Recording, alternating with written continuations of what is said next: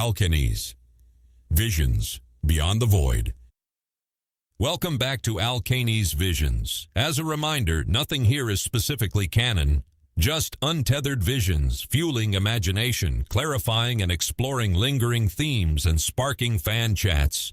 From rogue echoes to alternate fates, these bits are for readers craving whys and what's next. Today, it's a bit of Ask the Author. Are you ready, Mr. Sutton? Yes, sir. Hit me. First up, remind us, what is entropic time? Straight into the nerd stuff. I like it. Okay, so the second law of thermodynamics states that the entropy of the entire universe as an isolated system will always increase over time. The second law also states that the changes in the entropy in the universe can never be negative. Time itself is defined by the continual march toward disorder, or entropy. The Humpty Dumpty example from the previous video, it takes more disorder to put Humpty back together again. The key, systems move toward disorder, thus entropy is always growing. The implication? Entropic time is a linear process. It marches toward disorder, a one-way arrow. New to the discussion is the concept of gravity. That gravity is not a force in and of itself. Entropic gravity is an emergent property stemming from the universe creating disorder. More mass clumping together, more chaos, more entropy. Gravity is merely the difference in entropy between two objects. This difference is the attraction between the two objects. Apply this to the Alcaniz for us. Within the void, entropy is a baseline of 1. Humanoids within the void have less entropy. A baseline of 0.05 is normal, and is their perception of gravitational pull. It varies slightly by the individual. The more powerful a being, the higher their base entropy. Mikael is 0.6. This makes him agile because he has less of a difference in entropy. Alcaniz genes allow them to give away entropy in spurts. Mikael is off the charts compared to the average Alcaniz. Him being a 0.6, he can give away much more entropy to the system, controlling more mass, thus having more power. It also means Mikael ages faster, 12x faster than the average Alcaniz. Rather than live 210,000 years, he likely won't live past 18,000. Still not terrible, but not on par with an Alcaniz. Another drawback to these powers, i.e. giving entropy, is it generates massive amounts of heat and increases the user's gravitational pull. If Mikael gave 0.6 entropy to the system would be 1.6 and Mikael 0. A 267% increase would occur. To put that in perspective, at 165 pounds, 75 kilograms, Mikael's body would feel the tug of 440 pounds, 200 kilograms. He would also be cooked alive. The pain of using these abilities is immense. Why use this ability? To move matter. Giving entropy forms the conditions needed for telekinesis. This works by placing a portion of a system at equilibrium, meaning gravity stops attracting. This effect alone is almost meaningless. But the Alcaniz have a gene that allows them to manipulate electromagnetic, EM, fields.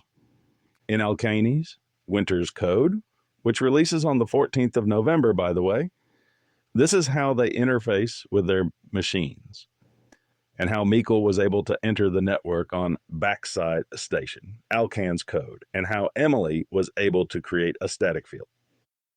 That's book 1 of the Alcaniz series, correct? Winter's Code? You said it releases on the 14th? Correct. Alcaniz, Winter's Code. Appreciate the plug. November 14th on Amazon, I lowered the price for the ebook to $4.99 and really hope people enjoy it. Back to using their abilities. It's a 1-2 punch, a combination, if you will. By manipulating the entropy within soil and shifting atomic fields, repulsion is achieved. Directed properly, one could use this combination to hurl stone. In air, pressure differences could be created, acting as personal hurricanes, shoving people aside or pushing them off balance. Pros: move objects, manipulate wind, create static fields that act as shielding, freeze water. Cons: painful, dehydration, weight. What if entropy of the humanoid reaches 0? The individual is lost to the void. They literally phase out of existence. And since you can't divide by a zero, there is no return. The system itself self-corrects and the individual is lost forever.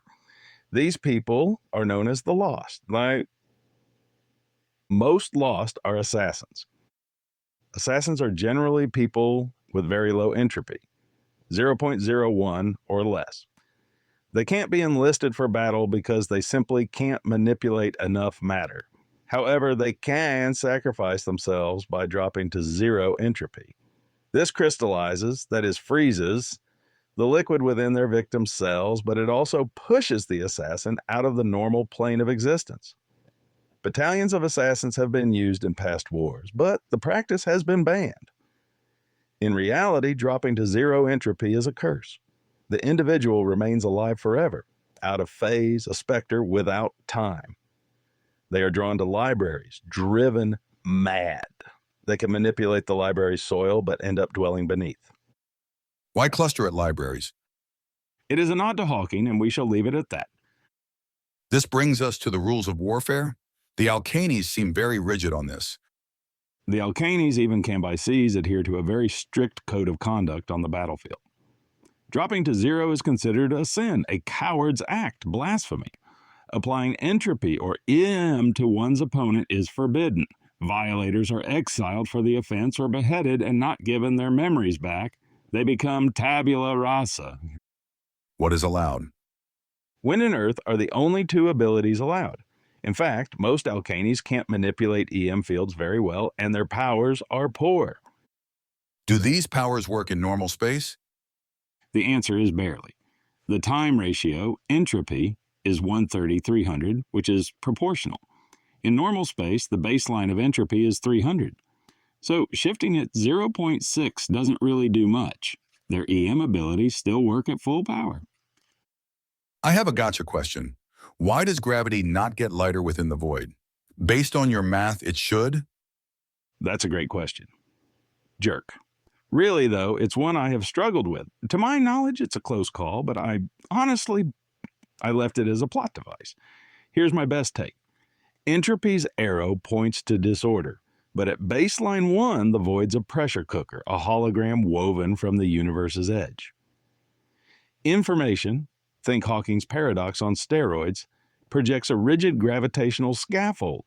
It's not emergent chaos diffusion like in the messy sprawl of normal space. It's imposed order or a cosmic safety net to keep matter from evaporating into pure potential.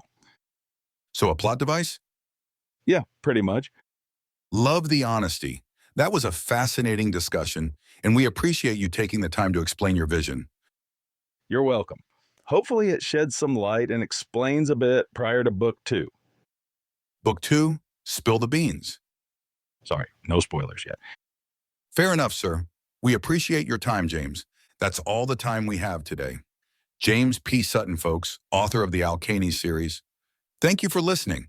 Have a twist for the void? Drop it in the comments. Your ideas might echo back. Until next time, we are